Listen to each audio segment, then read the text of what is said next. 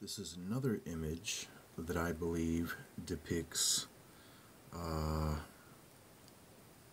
this ancient character that is called, in some circles, Gilgamesh. But it would more or less be an understanding of the offspring of the sons of God who laid with a symbolic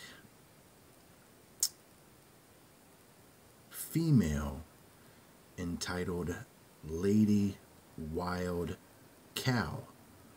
And then when we're going to think wild cow, we're going to think in a sort of primitive estate. And that would be the daughters of men connected to a union with the fallen sons of God that would be before the Garden of Eden timing, of which I date roughly to about 40,000 years ago. And then the union here would precede that to at about 250,000 years ago. And then, of course, this character, Gilgamesh, aka Enkidu, arrives on the scene as a descendant of that union. And then we see the narrative, or at least the compilation of his exploits, trying to understand his heritage and to achieve some sort of state of immortality.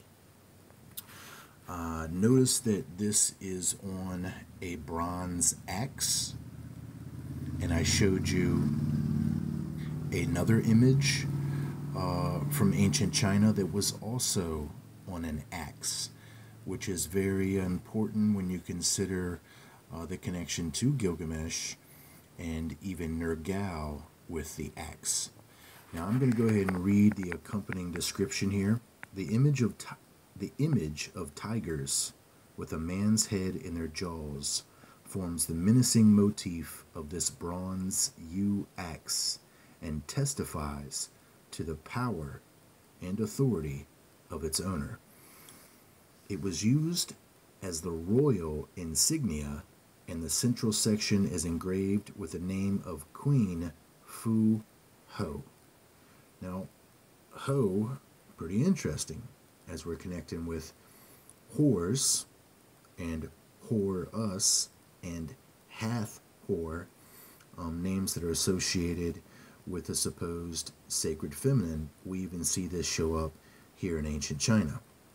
Now, in my opinion, this is going to help support the very great antiquity of this union that I'm trying to tell you is taking place some 250,000 years ago between the fallen sons of God and then these lady wild cows, if you will, the daughters of men in somewhat of a primitive estate.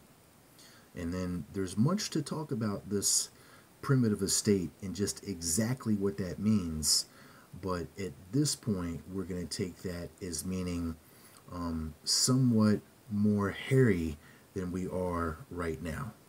And then this does help give very important credibility to mankind as evolving from animals in this world, as in created progressive evolution, which was the mode that I believe is being described within the Genesis account perfectly, but many people just cannot understand it, meaning that God created man from the dust of the earth, and then from these singular particulate forms that had that potential within them, he evolved eventually into the pinnacle of man through the origin of an animal estate.